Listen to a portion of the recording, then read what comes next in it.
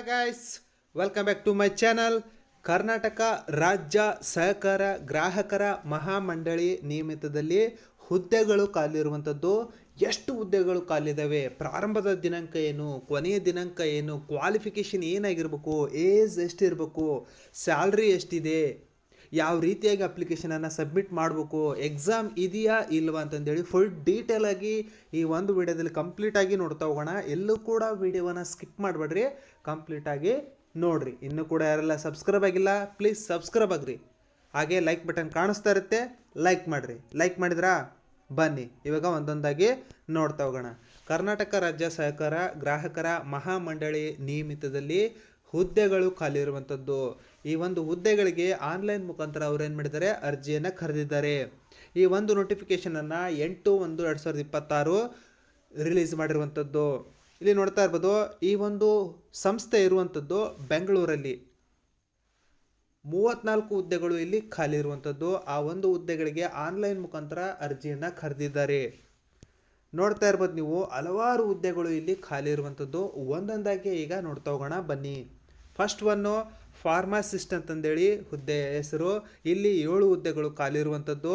25,800 ರೂಪಾಯಿವರೆಗೆ basic pay ಸ್ಯಾಲ್ರಿಯನ್ನು ನೀಡ್ತಾ ಹೋಗ್ತಾರೆ. ಸೆಕೆಂಡ್ ಒನ್ ಪ್ರಥಮ ದರ್ಜೆ ಗುಮಾಸ್ತರು ಅಂತಂದೇಳಿ ಸೆಕೆಂಡ್ ಒನ್ನು. ಇಲ್ಲಿ 10 ಹುದ್ದೆಗಳು ಖಾಲಿ ಇರುವಂಥದ್ದು. 21,400 ರೂಪಾಯಿವರೆಗೆ ಬೇಸಿಕ್ ಪೇ ಸ್ಯಾಲ್ರಿಯನ್ನು ಪ್ರತಿ ತಿಂಗಳು ನೀಡ್ತಾ ಹೋಗ್ತಾರೆ. ನೆಕ್ಸ್ಟ್ ಥರ್ಡ್ ಒನ್ ವಿಕ್ರಯ ಸಹಾಯಕರು ಅಂತಂದೇಳಿ 16 ಹುದ್ದೆಗಳು ಖಾಲಿ ಇರುವಂಥದ್ದು. 19,950 ರೂಪಾಯಿವರೆಗೆ ಪ್ರತಿ ತಿಂಗಳು ಸ್ಯಾಲ್ರಿಯನ್ನು ನೀಡ್ತಾ ಹೋಗ್ತಾರೆ. ನೆಕ್ಸ್ಟ್ ವಿಕ್ರಯ ಸಹಾಯಕರು ಅಂತಂದೇಳಿ 1 ಹುದ್ದೆ ಖಾಲಿ ಇರುವಂಥದ್ದು. ಅದು 371J ಅಂದರೆ ಕಲ್ಯಾಣ ಕರ್ನಾಟಕಕ್ಕೆ ಮೀಸಲಿರುವಂಥದ್ದು. 19,950 ರೂಪಾಯಿವರೆಗೆ ಬೇಸಿಕ್ ಪೇ ಸ್ಯಾಲ್ರಿಯನ್ನು ಪ್ರತಿ ತಿಂಗಳು ನೀಡ್ತಾ ಹೋಗ್ತಾರೆ. ನೆಕ್ಸ್ಟು ಈ ಒಂದು ಹುದ್ದೆಗಳಿಗೆ ನೀವು ಆನ್ಲೈನ್ ಮುಖಾಂತರ ಅಪ್ಲಿಕೇಶನನ್ನು ಸಬ್ಮಿಟ್ ಮಾಡಬೇಕಾಗಿರುತ್ತೆ. ನೆಕ್ಸ್ಟ್ ನೋಡ್ತಾ ಹೋಗೋಣ. ಇಲ್ಲಿ ವಿದ್ಯಾರ್ಹತೆಗೆ ಸಂಬಂಧಪಟ್ಟಂತೆ ನೋಡ್ತಾ ಹೋಗೋಣ. ಫಾರ್ಮಸಿಸ್ಟ್ ಹುದ್ದೆಗೆ ಸಂಬಂಧಪಟ್ಟಂತೆ ಡಿಪ್ಲೊಮಾ ಇನ್ ಫಾರ್ಮಸಿ ಪರೀಕ್ಷೆಯಲ್ಲಿ ನೀವು ತೇರ್ಗಡೆಯಾಗಿರಬೇಕು. ಅದರ ಜೊತೆಗೆ ಕಂಪ್ಯೂಟರ್ ಆಪರೇಷನ್ ಮತ್ತು ಅಪ್ಲಿಕೇಶನ್ಸ್ನಲ್ಲಿ ಜ್ಞಾನ ಹೊಂದಿರಬೇಕು. ಕನ್ನಡವನ್ನು ಓದುವ ಸಾಮರ್ಥ್ಯದ ಜೊತೆಗೆ ಕನ್ನಡ ಜ್ಞಾನ, ಬರೆಯುವಿಕೆ, ಕನ್ನಡವನ್ನು ಸ್ವಚ್ಛವಾಗಿ ಮಾತನಾಡಬೇಕು ಮತ್ತು ಅರ್ಥ ಮಾಡಿಕೊಳ್ಬೇಕು. ಅಷ್ಟು ಬಂದರೆ ಸಾಕು, ನೀವು ಫಾರ್ಮಸಿಸ್ಟ್ ಹುದ್ದೆಗೆ ಅಪ್ಲಿಕೇಶನನ್ನು ಸಬ್ಮಿಟ್ ಮಾಡಬೇಕಾಗಿರುತ್ತೆ.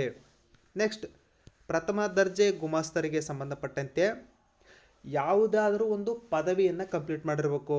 ಕಂಪ್ಯೂಟರ್ ಆಪರೇಷನ್ ಮತ್ತು ಅಪ್ಲಿಕೇಶನನ್ನು ಜ್ಞಾನ ಹೊಂದಿರಬೇಕಾಗಿರುತ್ತೆ. ನೆಕ್ಸ್ಟ್ ಕನ್ನಡವನ್ನು ಓದುವ, ಬರೆಯುವ ಮತ್ತು ಮಾತನಾಡಲು ಬರ್ತಾ ಇರಬೇಕು.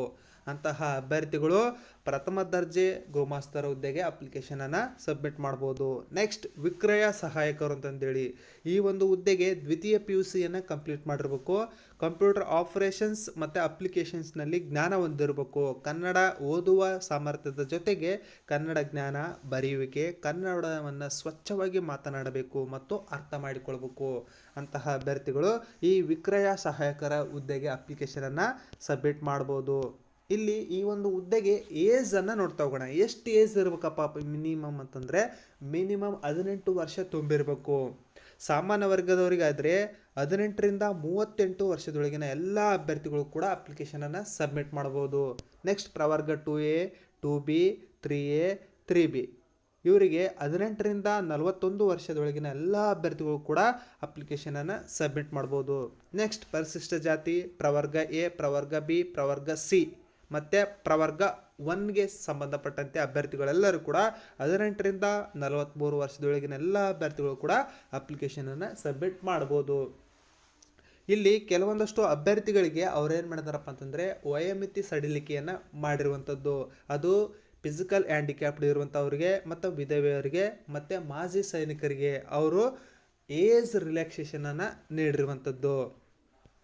ನೆಕ್ಸ್ಟ್ ಈ ಒಂದು ಹುದ್ದೆಗೆ ಅಪ್ಲಿಕೇಶನ್ ಫೀಸ್ ಎಷ್ಟಿದೆಪ್ಪ ಅಂತಂದರೆ ಪರಿಶಿಷ್ಟ ಜಾತಿ ಪ್ರವರ್ಗ 1, ಪ್ರವರ್ಗ B, ಪ್ರವರ್ಗ C ಹಾಗೆ ಪ್ರವರ್ಗ 1 ಮತ್ತು ಫಿಸಿಕಲ್ ಹ್ಯಾಂಡಿಕ್ಯಾಪ್ಡ್ ಯಾರು ಅಂಗವಿಕಲ ಅಭ್ಯರ್ಥಿಗಳು ಇರ್ತಾರಲ್ವ ಅವರೆಲ್ಲರಿಗೂ ಕೂಡ 500 ರೂಪಾಯಿ ಅಪ್ಲಿಕೇಶನ್ ಫೀಸನ್ನು ಇಟ್ಟಿರುವಂಥದ್ದು.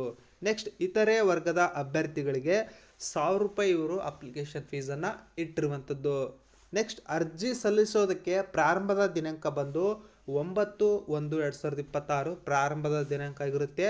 ಅದೇ ರೀತಿಯಾಗಿ ಅರ್ಜಿ ಸಲ್ಲಿಸಲು ಕೊನೆಯ ದಿನಾಂಕ ಬಂದು 7/2/2026 ಕೊನೆಯ ದಿನಾಂಕ ಆಗಿರುತ್ತೆ. ಆದಷ್ಟು ಬೇಗ ಎಲ್ಲರೂ ಕೂಡ ಅಪ್ಲಿಕೇಶನ್ ಹಾಕೋದಕ್ಕೆ ಶುರು ಮಾಡಿ. ಕೊನೆಯ ದಿನಾಂಕದವರೆಗೂ ಕಾಯಕ್ಕೆ ಹೋಗ್ಬೇಡ್ರಿ, ಸರ್ವರ್ ಬ್ಯುಸಿ ಆಗುವಂತಹ ಸಾಧ್ಯತೆ ಇದೆ. ಆದಷ್ಟು ಮುಂಚಿತವಾಗಲೇ ನೀವೇನು ಮಾಡಿರಿ, ಅಪ್ಲಿಕೇಶನನ್ನು ಸಬ್ಮಿಟ್ ಮಾಡಿರಿ. ನೆಕ್ಸ್ಟ್ ನೋಡ್ತಾ ಹೋಗೋಣ. ಇಲ್ಲಿ ಕೆಲವೊಂದಷ್ಟು ಸೂಚನೆಗಳನ್ನು ಕೊಟ್ಟಿದ್ದಾರೆ, ಅದನ್ನು ನೀವು ಗಮನಿಸಬಹುದು.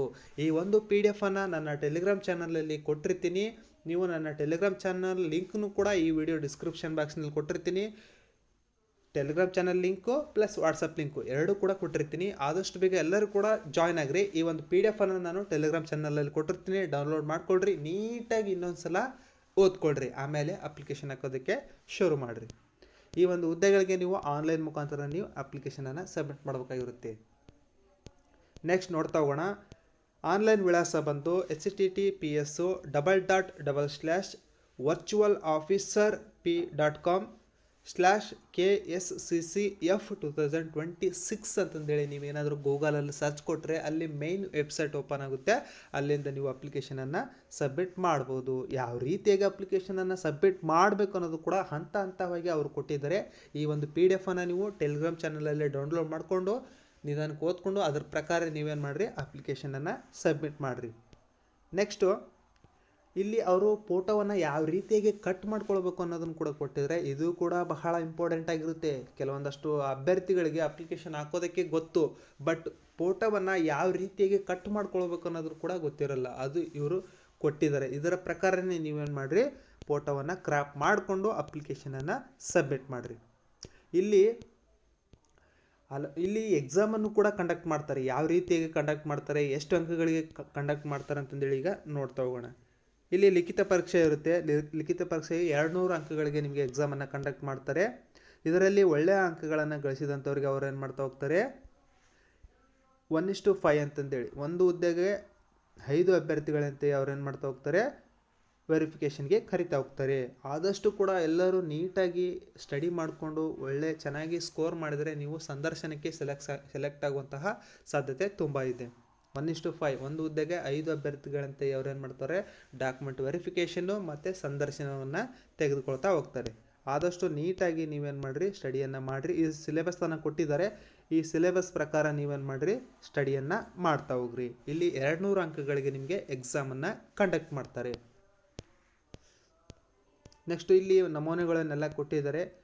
ಇನ್ನೂ ಗ್ರಾಮೀಣ ಅಭ್ಯರ್ಥಿಗಳಿಗೂ ಹುದ್ದೆಗಳು ಖಾಲಿ ಇದಾವೆ, ಮತ್ತು ಅಂಗವಿಕಲ ಅಭ್ಯರ್ಥಿಗಳಿಗೂ ಕೂಡ ಹುದ್ದೆಗಳು ಖಾಲಿ ಇದ್ದಾವೆ.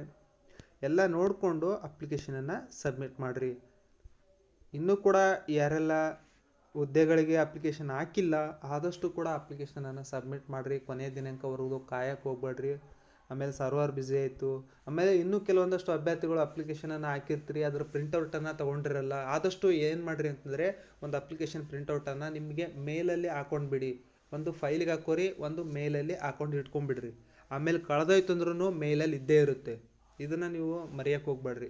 ಎಲ್ಲ ಅಭ್ಯರ್ಥಿಗಳು ಏನು ಮಾಡ್ತೀರಿ, ಫೈನಲ್ ಇಂಟರ್ವ್ಯೂಗೆ ಹೋದಾಗ ಬ್ರದರ್ ನನಗೆ ಅಪ್ಲಿಕೇಶನ್ ಫಾರಮ್ ಸಿಗ್ತಾಯಿಲ್ಲ, ಅಪ್ಲಿಕೇಶನ್ ಪ್ರಿಂಟೌಟ್ ಸಿಗ್ತಾಯಿಲ್ಲ ಅಂತಂದೇಳಿ ಗೋಳಾಡ್ತೀರಿ. ಅದರ ಬದಲು ಒಂದು ಅಪ್ಲಿಕೇಶನ್ ಹಾಕಿದ ತಕ್ಷಣವೇ ಈ ಒಂದು ಪ್ರಿಂಟನ್ನು ನೀವೇನು ಮಾಡಿರಿ, ಮೇಲಲ್ಲಿ ಹಾಕ್ಕೊಂಡ್ಬಿಡ್ರಿ. ಅಪ್ಲಿಕೇಶನನ್ನು ನೀವು ಸೈಬರಲ್ಲಿ ಇನ್ ಕೇಸ್ ಏನಾದ್ರು ಅಪ್ಲಿಕೇಶನ್ ಹಾಕಿದರೆ, ಬ್ರದರ್ ಈ ಒಂದು ಅಪ್ಲಿಕೇಶನನ್ನು ನನ್ನ ಇಮೇಲ್ಗೆ ಹಾಕ್ಬಿಡಿ ಅಂತಂದೇಳಿ ಅವರಿಗೆ ರಿಕ್ವೆಸ್ಟ್ ಮಾಡಿದ್ರೆ ಅವರು ಹಾಕ್ಕೊಡ್ತಾರೆ. ಆಮೇಲೆ ನಿಮಗೆ ಸೇಫ್ ಆಗಿರುತ್ತೆ. ಈ ಒಂದು ವಿಡಿಯೋವನ್ನು ಆದಷ್ಟು ನಿಮ್ಮ ಸ್ನೇಹಿತರಿಗೆ, ನಿಮ್ಮ ಫ್ಯಾಮ್ಲಿಯವರಿಗೆ ಶೇರ್ ಮಾಡಿ, ಲೈಕ್ ಮಾಡಿ, ಹಾಗೆ ಸಬ್ಸ್ಕ್ರೈಬ್ ಆಗೋದನ್ನು ಮಾತ್ರ ಮರಿಬೇಡ್ರಿ. ಎಲ್ಲರಿಗೂ ಕೂಡ good luck, all the best.